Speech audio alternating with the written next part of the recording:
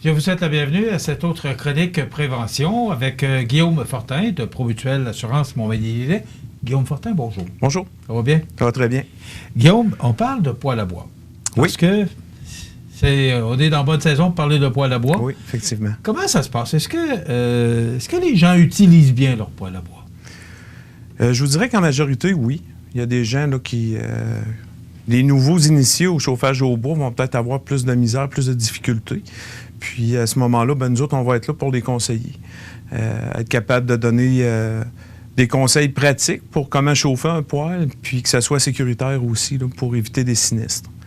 Donc, ça part réellement... Ça peut partir de l'achat du poêle, aller jusqu'à l'utilisation complète, là, passant par l'installation et tout ça. Ouais. OK.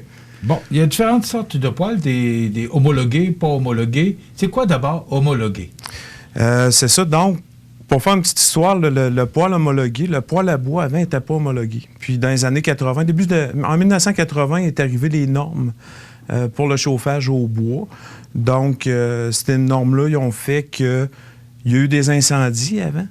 Puis, les fabricants puis les assureurs, puis les services incendies se sont rassemblés ensemble pour développer des techniques de fabrication puis d'essai afin qu'il y ait une certaine température que les poêles ne dépassent pas pour les matériaux combustibles qui sont autour du poêle. Parce qu'avant ça, on mettait un poêle à bois...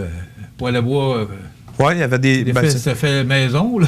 Oui, il y avait des tuyaux qui passaient au plafond. Ouais. C'était pas sécuritaire. Là. Non, on voit différents types d'installations encore avec des vieux poêles. Là, des poêles même faits dans des garages, des poêles artisanales. Ça, à ce moment-là, c'est plus toléré. Poêles cuisinières, par exemple, ou des poêles qui sont de fabrication industrielle, mais qui n'ont pas l'homologation. Donc, avant 1980 de fabrication, là, il y a la norme a prévu quelque chose là-dessus. Il faut que le poêle respecte plus de dégagement là, des matériaux combustibles. Là. Donc, on parle d'un 48 pouces, d'un mur. C'est 4 pieds, ça? Oui, c'est 4 pieds. Mais il y a réellement moyen là, de venir réduire ça. C'est des techniques de construction de parois là, qu'on va mettre au mur, des déflecteurs, des choses comme ça. Puis, c'est ça. Si jamais les gens ont besoin de ça, nous autres, on est là pour donner des conseils. Ça peut être au niveau des assureurs ou il va y avoir des installateurs aussi là, qui vont connaître ces normes-là. Les formations qu'on a suivies avec l'APC, l'Association des professionnels du chauffage. OK. Quand on achète un poêle à bois, oui. À quoi il faut penser en premier? Dans le fond, on n'essayera pas parce qu'il faut aller dans une compagnie qui vend des poêles, donc des quincailleries, des choses comme ça, ou des professionnels là, qui vendent juste du chauffage au bois et des cheminées. On va prendre nos mesures, nos grandeurs de pièces, de maisons, puis on va aller rencontrer le professionnel pour qu'il puisse nous suggérer un poêle qui est adapté à nos besoins. Il y a des poêles qui sont plus petits, il y en a d'autres qui sont plus gros. Donc, si on prend un poêle trop petit pour notre utilisation, on va avoir tendance à surchauffer le poêle puis à l'user prématurément. Donc, c'est pour ça que c'est important d'avoir le bon, pour avoir une bonne température, puis être confortable aussi, puis préserver notre poêle là, le plus longtemps possible. Ouais. OK. Alors, les conduits de raccordement, ces tuyaux, c'est assez important, hein? Oui, les conduits de raccordement, réellement, c'est ce qui relie le poêle à la cheminée. Donc, c'est les tuyaux noirs au niveau des poêles à bois qu'on va utiliser. On a déjà eu des types de tuyaux qui étaient galvanisés, qui sont plus pour les fournaises à l'huile, vu que ça monte moins haut en température. Si on prend un poêle avec des tuyaux galvanisés, à ce moment-là, la température élevée du gaz qu'on va évacuer par là va venir faire émettre des gaz toxiques un peu là, à ce matériel-là. Donc, réellement, il y allait avec des tuyaux noirs.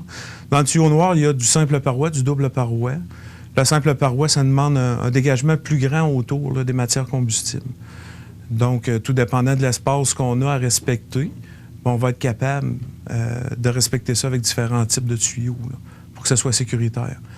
Encore là, les normes que je parlais tantôt, la CSA B365, pour l'installation des poêles à bois, elle, va donner des distances à respecter, des choses comme ça, puis des choses à ne pas faire, comme traverser un mur avec un tuyau noir. Ça, on ne fait pas ça. Ça prend une section de cheminée pour traverser un mur, là. Autant intérieur ou extérieur, là, mais c'est important. Un plancher aussi. Hein. Est-ce qu'il y a des explications qui sont fournies pour nous... Quelqu'un qui veut s'acheter un poêle à bois et qui veut l'installer lui-même, Est-ce qu'il y a des instructions qu'on peut avoir à quelque part, se procurer des instructions? Bien, normalement, avec le poêle à bois, il va avoir une plaque d'homologation qui est apposée sur l'appareil de chauffage. Il faut toujours qu'elle soit là. Si on a un poêle qu'on vient d'acheter, on n'enlève pas cette information-là. C'est la preuve que le poêle a subi des tests et qu'il est sécuritaire.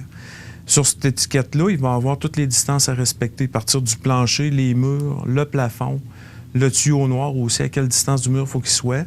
Puis, il vient un guide d'installation aussi pour le poêle à bois. Puis, le fabricant du poêle va parler un peu de l'installation de la cheminée, mais la cheminée, si vous n'avez pas, il faut installer une cheminée. En achetant la cheminée, le fabricant de la cheminée, lui, va fournir les mêmes indications. Il va avoir un autocollant de certification de son produit à chaque section de cheminée. Puis, en plus, il va avoir un guide d'installation là, pour installer de la cheminée. Okay. Le meilleur, c'est de le faire installer par un professionnel. Là. Parce qu'il y a réellement beaucoup de technicalités à respecter, autant les dégagements, les façons de faire, les angles qu'il ne faut pas dépasser, des choses comme ça. Le conduit de notre cheminée qui va sortir au toit se doit de respecter une certaine hauteur là, pour qu'il y ait une bonne tire aussi au niveau du chauffage. Fait que la cheminée, c'est toujours préférable. Le poêle et la cheminée, ce que je comprends, c'est toujours préférable de faire installer ça par des gens qui connaissent ça. Oui, oui. Effectivement. Puis, mais si jamais il y en a qui se font comme... vont faire l'autoconstruction où ils vont installer eux-mêmes le produit, c'est sûr qu'à ce moment-là, de prendre l'information au niveau des fabricants, si eux autres ne sont pas capables de rejoindre le fabricant, bien, parler à un professionnel. Ils peuvent nous appeler aussi chez Promutuel là, pour parler aux conseillers de prévention qui sont là, au département de la prévention. On va être capable de répondre, même on se déplace pour aller voir les installations puis donner des conseils. Hein. OK. Est-ce qu'il y a d'autres choses à retenir par rapport à la cheminée? Parce que tu as parlé... D'abord, la cheminée, c'est souvent c'est monté par un spécialiste, un professionnel. Oui, effectivement. À part que ce soit une cheminée... préfabriquée. Oui. Même là, chez nous, moi, j'ai fait affaire avec un pro là, pour l'installation de la cheminée. Des gens qui sont manuels, puis qui sont bons pour travailler manuellement, puis qui se débrouillent, vont être capables de le faire. Mais nous autres, on recommande toujours que ça soit fait par un professionnel. Puis ce qui est important, ben, c'est que des fois, on va penser, on va acheter une maison, une résidence qui n'est pas neuve, puis qui a été bâtie avant 1980. Parce qu'on pense toujours qu'avant 1980, les normes étaient différentes. Donc, les cheminées qu'il y avait étaient moins résistantes aux températures, aux hautes températures, les feux de cheminée qui pouvaient subvenir, qui était la principale cause. Quand on l'échappait, bien, ça pouvait se répandre dans la structure du bâtiment. Donc, c'était des cheminées qui résistaient moins aux hautes températures des feux de cheminée. Donc, à partir de 1980 et plus, on a des cheminées de type M, de 2100 degrés, puis avant, c'était de la type A, qui était de 1000 degrés. Donc, elle est encore bonne, mais pour les poêles au mazout ou pour les fournaises au mazout, quand on va aller dans le poêle à bois réellement, à moins que la cheminée soit approuvée par le poêle, le fabricant du poêle pourra aller avec. Puis après ça, bien, les autres cheminées en briques, là, ça prend un maçon pour monter une bonne cheminée puis respecter réellement le Code national du bâtiment à ce niveau-là. Les plaintes électriques. Oui, là, on tombe dans l'autre section, chauffage. Plaintes électriques, c'est des appareils qu'on va avoir un contrôle localisé par pièce. Donc, on va avoir un meilleur rendement. C'est un appareil qui va donner 100 de rendement à l'électricité parce qu'on n'a pas de tuyau pour évacuer les gaz de combustion. Donc, ce qu'on va prendre comme énergie... C'est pas compliqué, là. Monte le chauffage. Monte le chauffage, mais il y a quand même certaines règles à respecter. Les fabricants font des tests. Les produits sont homologués. Donc, c'est ça. Il va y avoir des contrôles électroniques maintenant qui vont donner un meilleur confort, moins d'alternance au niveau des températures là, qu'on va avoir dans les pièces. Puis, ben, c'est sûr, avec un appareil de chauffage au bas des murs, on n'ira pas mettre de divan en avant pour avoir une bonne dissipation de la chaleur. Puis, pour être sûr que ce soit sécuritaire, parce que c'est encore un produit combustible, puis il y a de la chaleur, donc possibilité de risque d'incendie à ce moment-là. OK. Oui. Plainte électrique convecteur. C'est quoi exactement, plainte électrique convecteur? Bien, dans le fond, les plaintes, c'est réellement comme un chauffage à convection. Mais avec un convecteur, on va rapetisser la longueur de l'appareil, on va avoir un élément qui est plus puissant. Donc, il va y avoir de la radiation qui va se faire par le devant de l'appareil, plus une convection, un effet de cheminée, une meilleure propagation de la chaleur dans la pièce. Mais c'est sûr qu'il va avoir, vu qu'on est concentré sur plus petit, une surface plus petite, il va avoir un dégagement plus grand à respecter. Est-ce qu'on parle au mur, des plaintes électriques au mur? Oui, plaintes au mur, okay. Oui, surtout. De plat, là, c'est pas les calorifères, on va appeler ça les calorifères, là, une plainte électrique, on va se faire comprendre. Oui, il y en a qui appellent ça des cailles, des plaintes calorifères. Bon. Alors, celui à terre... Oui, réellement à base du mur. Là. Alors que ce dont tu parles, c'est au mur, puis c'est pas trop épais, là? Bien, il y en a différents. Les Wallet Canada, entre autres, la série Wallet là, qui était la OCE dans le temps, puis tout, là, avec thermostat électronique intégré ou mural. OK. Alors, c'est ça avec convecteur? Convecteur, oui, c'est ça. Il y a une marque, Convecteur. OK. Mais c'est ça, convecteur, c'est le type d'appareil à convection, comme une plainte, puis mais le principe de propagation, de dispersion de la chaleur est plus performant un peu là, au niveau du convecteur. Est-ce que tu conseillerais plus avec convecteur qu'avec les calorifères conventionnels, les plaintes conventionnelles? Moi, personnellement, j'ai travaillé 22 ans dans le chauffage électrique. Vous parliez de chez Wallet Canada, j'ai travaillé 22 ans là-bas. Puis au niveau des plaintes puis du convecteur, pour la différence de prix entre les deux, réellement, selon l'espace qu'on a, les deux produits vont être excellents. Ce qui fait réellement la différence, c'est le contrôle mural qu'on va avoir. Les vieux thermostats bimétalliques, eux autres, étaient moins performants. Il y avait plus de différence de température entre la fonction on, quand il était en marche, versus arrêté, pour avoir des bonnes fluctuations de température. Mais maintenant, réellement, la température est plus égale avec les thermostats électroniques. Okay. Fait qu'un ou l'autre, mais c'est sûr que le look est peut-être plus beau là, pour la série convecteur, mais ils sont rendus aussi, Wallet a développé ou les fabricants de plaintes, là, ils ont développé des nouveaux modèles, des nouvelles lignes là, qui sont réellement... plus joli que ce qu'on connaît normalement. On a la bonne personne pour en parler. Il a peut-être travaillé 2 ans chez Wallet. 22. 22. Oui. On parle de plante électrique. Aérotherme, chaufferette branchée à une prise. Oui, effectivement. Ça, c'est pas l'idéal. Hein? Non. Quand il va arriver des grands froids, à ce moment-là, il y a des gens qui vont se rendre compte qu'ils n'ont pas assez de chauffage dans leur pièce.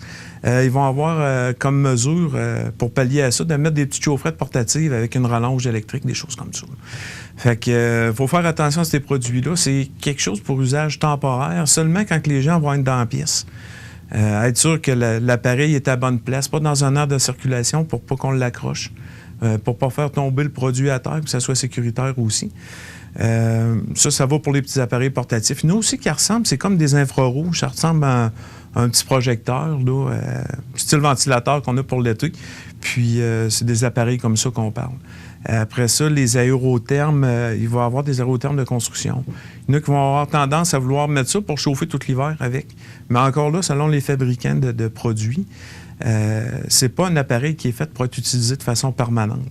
Ça va faire attention parce que la prise mâle-femelle qu'on va mettre ensemble, ben ça fait des points de chaleur, ça peut créer un incendie à longue si c'est mal utilisé. Il y a eu des rappels aussi au niveau de ces produits-là. Donc, réellement, de faire attention selon l'étiquette de fabrication avec les dates, de vérifier, voir si l'appareil est encore fonctionnel puis sécuritaire pour être utilisé là, dans votre résidence. Et les cendres, bien sûr, la disposition des cendres? Disposition des cendres, à faire attention. Les cendres, des fois, on va passer une journée sans chauffer un poêle à bois, puis on touche au poêle, il n'est pas chaud. Fait qu'on se dit, c'est correct, je vais enlever mes cendres. La première chose, c'est de les disposer dans une chaudière en métal avec un couvercle de métal. Donc, on enlève le couvercle, on met les cendres dedans. Puis des fois, on va se rendre compte qu'il reste des tisons, des petites lueurs rouges au travers. Bon, bien ça veut dire que notre produit est encore chaud. Si on le sort à l'extérieur ou si on met ça dans des sacs en papier, bien c'est sûr qu'à un moment donné, là, je vous parle de sacs en papier, là, j'ai déjà vu ça. Donc, mettre des cendres chaudes dans un sac de papier. Oui, oui. Fait que c'est ça, réellement, contenant de métal avec un couvercle, on sort ça à l'extérieur, on ne garde pas ça dans une maison, même pas dans votre entrée de cave. Puis il faut que ce soit une certaine distance de la résidence là, ou du garage, des headsets, des choses comme ça. On ne met pas ça sur le patio non plus. Puis si on sort ça dehors, bien, assurez-vous d'avoir le couvercle. Parce que s'il n'y a pas le couvercle puis qu'il vente, bien, ces tisons-là peuvent s'en aller puis provoquer un incendie. Donc, le chauffage, si jamais on veut faire du changement ou installer un poêle ou peu importe, on peut communiquer avec vous autres pour avoir de l'information. Vous pouvez communiquer avec ProMutuel au niveau de la prévention, puis on va être capable de répondre à vos questions. Merci beaucoup, Guillaume Fortin. C'est très intéressant comme chronique. Voilà, ça complète notre chronique prévention pour aujourd'hui, présentée par ProMutuel Assurance, Montmagny, Lillet, Saint-Jean-Port-Joli, 248-7940. Oui, monsieur. C'est encore bon? Oui. Merci beaucoup. On s'arrête.